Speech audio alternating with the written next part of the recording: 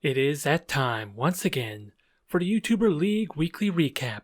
So grab your Snotling Burgers, your Bloodweiser beer, and all your Blood Bowl friends as we get started with the show.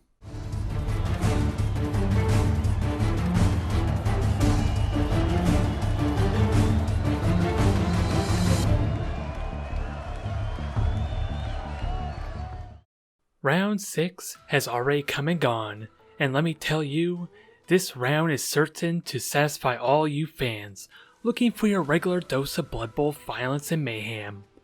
And I, as your host for this recap, am more than happy to let you know what exactly happened for our upcoming series of matches. I won't keep you waiting any longer as we dive right into what actually happened for this week. Omega Eta Alpha versus the Bosses of Sauce are kicking off our week as mighty mummies go up against an army of ogres. Everyone else is just a bystander for this match, just praying that they do not have to face the ire of these mighty big guys. Surprisingly though, the undead choose to avoid the ogres altogether, instead content with the zombies just becoming roadblocks for the brutes, while the mummies themselves control the sidelines of the field. It's an incredibly unusual strategy given the slow nature of the mummies, but one that looks to pay off as Frank the Tank, with his unnatural speed, breaks by the line of scrimmage at the first opportunity he can get. But he certainly is not safe, as the zombie lines cannot tie up all the ogres, narrowly avoiding becoming roadkill as Barbecue charges him down. With Frank still unliving, he quickly rushes to the end zone for the first touchdown of the match. With plenty of time left in the first half, the bosses can still very easily even up the score, provided the team can avoid giving into their betting habits long enough for the match to actually end. And with multiple early injuries, despite the undead constantly regenerating, the odds continue to look more likely. Although with Queso failing to pick up the ball, Omega Alpha began moving forward, surprisingly not diving in on the Snotlings with their ghouls after the opening that was provided to them. As a result, the Snotlings managed to get the ball, but fearing his short lifespan, Queso handed the ball to the unproven ogre Secret Sauce to charge through the line. Nerves had gotten the Secret, however, as he's immediately taken down by Party Boy, and with both sides now fighting for the ball, the game stalls out for the rest of the first half, leaving Omega Alpha in the lead. Even with Frank the Tank suffering a serious concussion just before starting the second half, the undead are still retaining reserve players thanks to their regeneration abilities, and the ogres, only down 2 players on the field, are still very much in fighting form. Van Wild is knocked off the field once more, but still, the stubborn White refuses to stay down as the mummies are finally riled into charging headlong into the ogres. This only plays into the boss's hands, as immediately 2 undead players are taken off the field, putting Omega Alpha down to 8 players to the ogres' 9. This put Bosses of Sauce in full control of the match, and with Sweet and Sour somehow able to stretch down to grab the ball, Omega Alpha had no choice but to relinquish a 1-1 tie to Blonde Cow's team. But not before Ranch and Bluto have nearly career-ending injuries.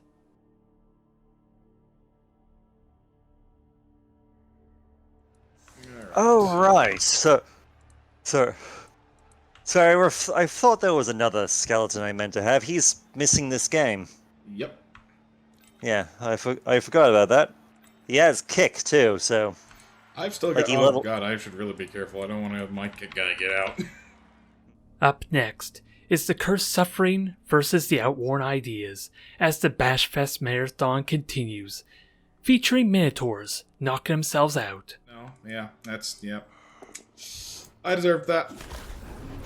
Fucking Christ. Hobgoblins, who cannot pick up the ball. Oh my Jesus As Christ. would we all. And Khemri, who slowly just walk up the field and casually score a touchdown. Stop it, let's try. And Nuffle favors the risky bullshit. Nuffle favors the one that isn't me. This is basically how the first half of the game played out, as the Outworn Ideas just slowly walked up the field to get the 0-1 lead. However, despite the nonsense in the game so far, the Curse decided to add one more feat to that list by scoring a swift 2-turn touchdown with Shex, catching a long passing play across the field. Okay, so I have to make both of them realistically. Alright. Good. You've got the last 3 rolls, so... Ah! Well done. The Bolts are the fucking best players I have! Even with the excitement the first half brought to the fans, there were still no casualties on either team going into the second half. And with the score tied, it was still anybody's game.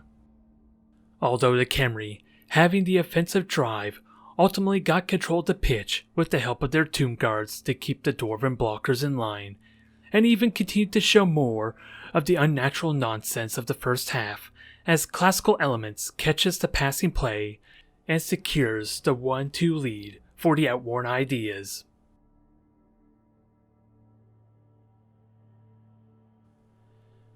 With plenty of time still left in the game, the suffering could still tie up the match if the first half was any indication.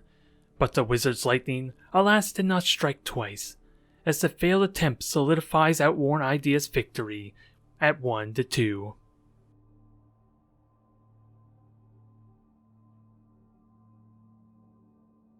Yeah, but you have a lot more dodge and block than I do, and guard. A lot of guard. I don't know what you're talking about. You can't prove nothing like that. No, I mean, I can see your skills, so. That's just some rudimentary nonsense, I'm sure. Fair enough. Now, I hope you are prepared for some blood as the Leglickers go up against the fragile Bloodmarks. Although, how this match ultimately plays out, no one could have expected, as Amazons just refuse to pick up the ball. Multiple Amazons are seriously injured, and the Bloodmarks are somehow the more violent team, when by all rights, they should be getting pummeled into the ground. But hey, that's what we love about this game. You don't know what exactly you're going to get for these matches. When I said the Amazons just refused to pick up the ball, I truly meant it, as slowly the Elven team just advanced on the ladies. And when it came time to finally play the game, the Union was on them, immediately sacking the ball. It was brutal, and there were still plenty of punches thrown, but by the end of the first half, the Bloodmarks managed to steal the ball and secure the 0-1 lead on the defensive drive. While the first half was wild and bloody, it still surprisingly left the Leglickers 2 players down to the Bloodmarks, and we bared witness to a much more tactical game of Blood Bowl for the second half, as both sides retained their players on the field, and even with the numbers advantage, the Elves were struggling to break into the Amazon side of the field. They attempted repeatedly to sneak past using the sidelines and their speed to outmaneuver the ladies, but eventually a window opens up and Face attempts to break through the gap unsupported. And then he is immediately taken out by Gunheal. There is a brief scramble for the ball, but with the time that had elapsed, neither team was able to claim the ball successfully, leaving it down to a narrow victory for the Bloodmarks, 0-1.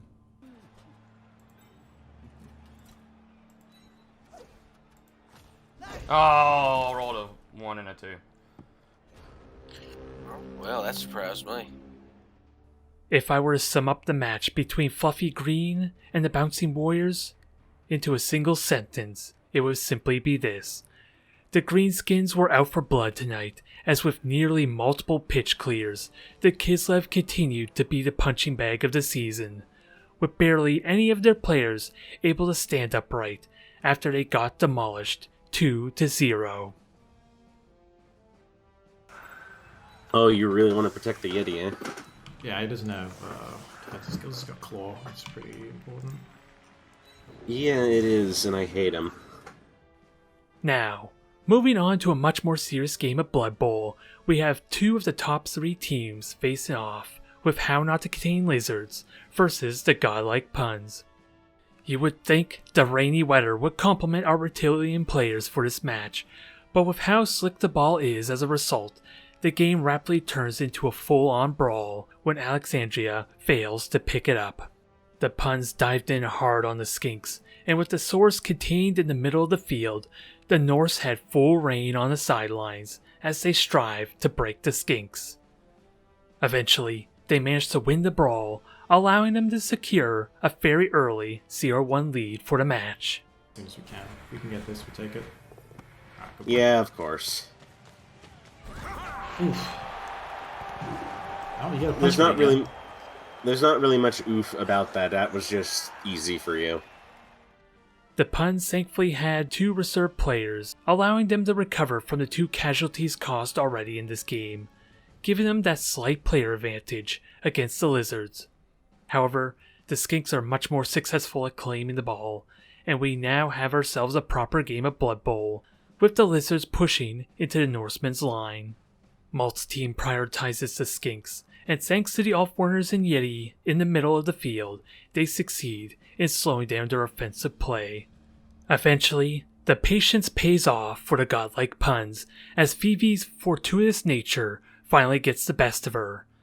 But with the failed sack attempt on Thessaloniki, the Lizards were still able to fight back, and with the Skinks' great speed, found a window to make a breakaway to tie up the match in the final seconds of the first half.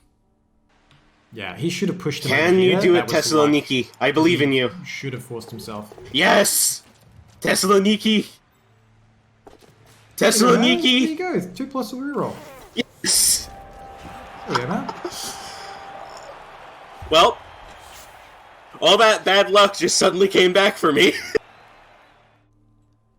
With the rain dying down, going into the second half, and a source out for the Lizards, the Norse are slowly winning the game of attrition, thanks to recoveries of their players. With that advantage, they slowly suffocate the Lizards, nearly ending Aurora Callow's life in the process, leaving then only 3 Saurus on the field. It wasn't long after until the Puns regained their lead in the match as they secured their second touchdown.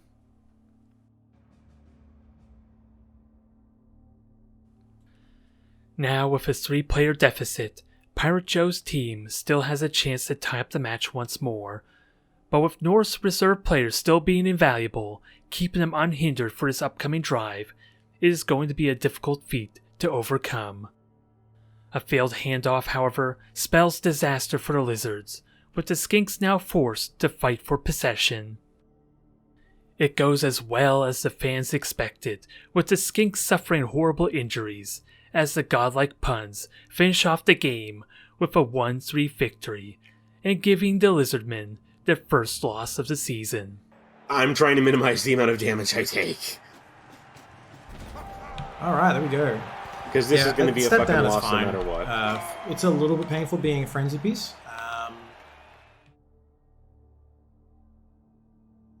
Free XP. Woohoo! Well, he's a goblin. He's meant to die.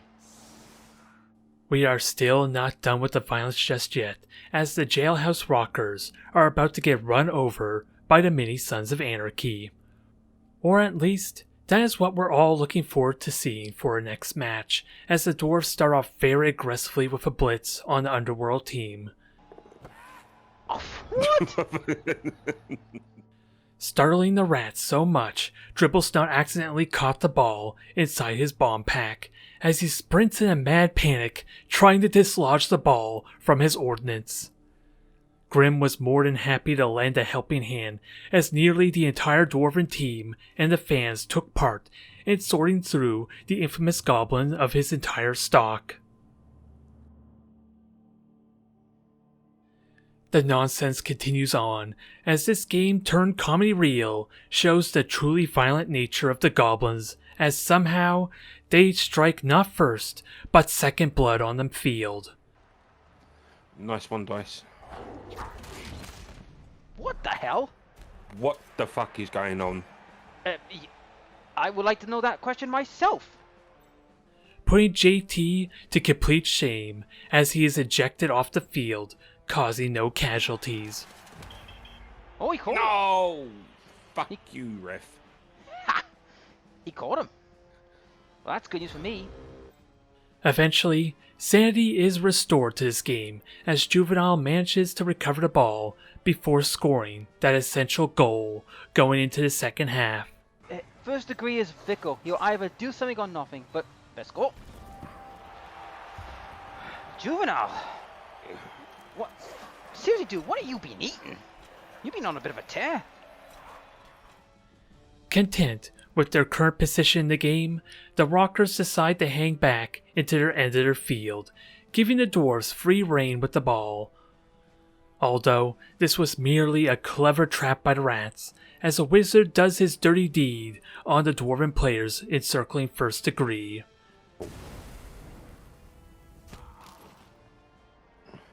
Well, There was the fire. There was the wizard.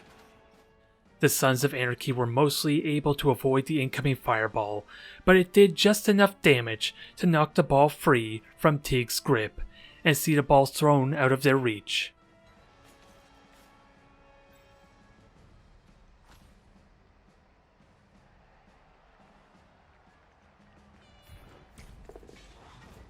bye-bye.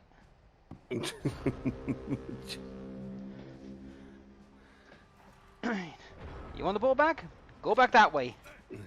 This play left the Dwarves running all across the field in an attempt to recover the ball, but instead of playing Blood Bowl, the Rockers decide instead to humiliate the Dwarves with a game of keep away.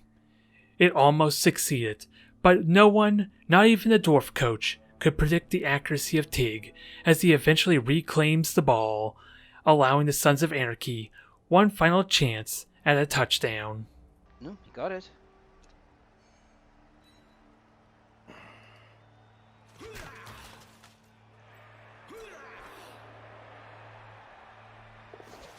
Nice. No way, you're gonna pull your shit out of this.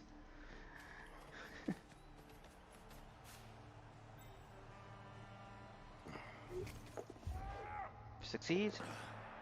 Wow. How bullshitty can you get out of that? With this astonishing recovery, the Dwarves however only managed to end off the match with a 1-1 tie and ended up taking more damage to their team than to the Rockers as a result. Now it is time to check up on our other band of hopeless misfits as the Brightwings go up against the Nuclear Winters. There is, however, not much to really say to this match, as everyone already expected the Brightwings to lose in decisive fashion. Although, with only a single injury in the entire match, it was also a very lackluster game to watch, as Formal and his Dark Elves get an easy 0-3 victory. Yeah, those train cuts are annoying. Yeah, I got real lucky on that one. Although I kind of wish my flesh golem didn't get it, because I was like, I immediately regretted it because I was like, I should have got him guard. Oh, You needed guard. Guard would have been more useful. strength on the long run is way better. No. And finally, to finish off our weekly recap, we have reichlin All Elite going up against the Greatest Cage. And with these two teams, anything can happen. For we have incredibly fast runners and bashy powerhouses in this game, so it may ultimately fall to Nuffle to decide how this game will play out. With a very shallow kick, the human players have to protect their runner immediately, as any poor positioning will leave Orange Cassidy vulnerable to a sack, which is made apparent early on, with Miro losing focus on the game and allowing Face-Off to blitz right past him, taking out the ambitious runner incredibly early in the match.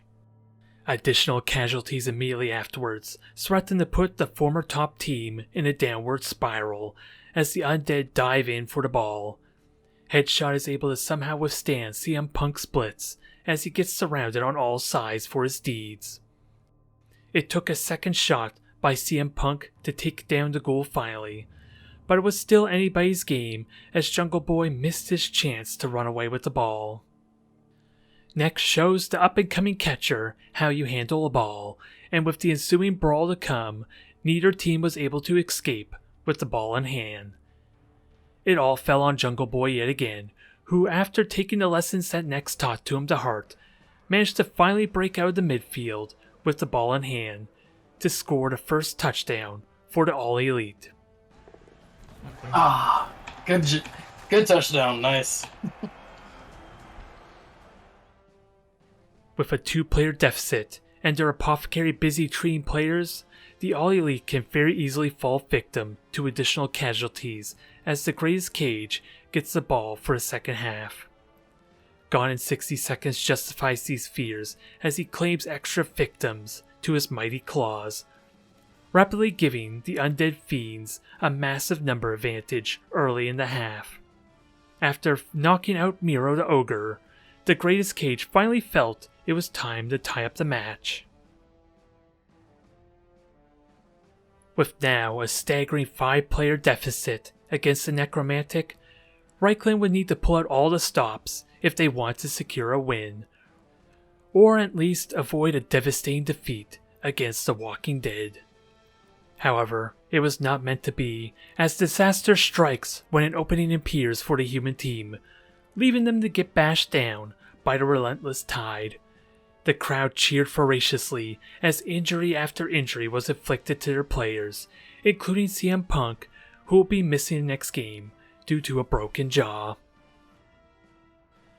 Only 3 players were left on the field for Reichlin before the Necromantic decided to claim their hard-earned victory, winning the match 1-2.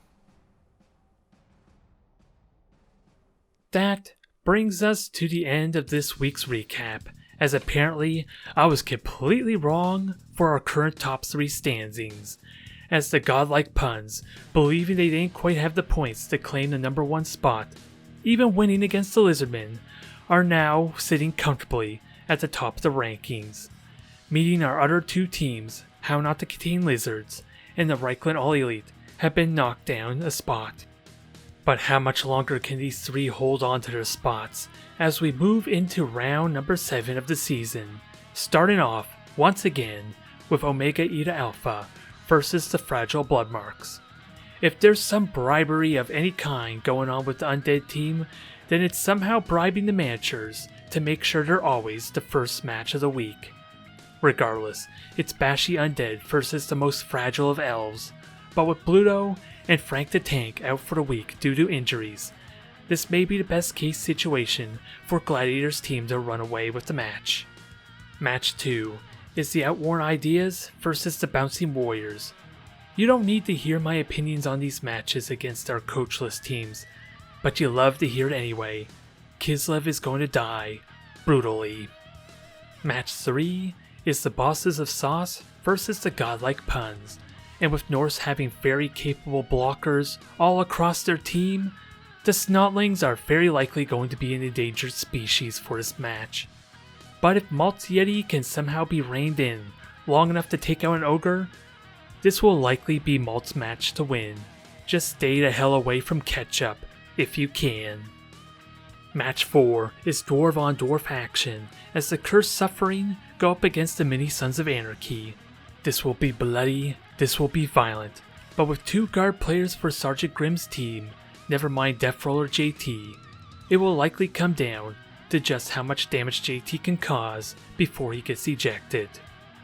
Match 5 is the Leg Lickers versus the Nuclear Winters. I would like to say this will be a tough match for Dark Elves, but with the Amazons embarrassing Chaos Dwarves and then getting crippled immediately after by Fragile Elves, all predictions are out of the window for this game. It will, however, be a very tense and good match to watch. Fluffy Green versus the Greatest Cage is match number 6 for the week, and I have a feeling our not so fluffy greenskins will want to add werewolf pelts to their collection. But with multiple guard players plus a werewolf and flesh golem with unnatural strength, the Necromantic have the speed and the muscle to bash the orcs down. Match 7 is How Not to Contain Lizards versus the Reichlin All Elite, as the series of matches between our top 3 teams comes to an end for this week. Both teams are crippled and battered, and if one of them loses this game, they will very likely lose their top 3 spot. This is going to be a good, scrappy match. Finally, for match number 8, we have the Jailhouse Rockers versus the Bright Wings. The Underworld team isn't known for their strength and muscle to punish these elves, alas, but they have the wits and the cunning to surely gain victory in this match against their coachless adversary. Let's just hope for some blood to sate the eager crowd. We are almost halfway through the season, and things are only going to get more violent from here on out. I thank you all for watching, and have a good night.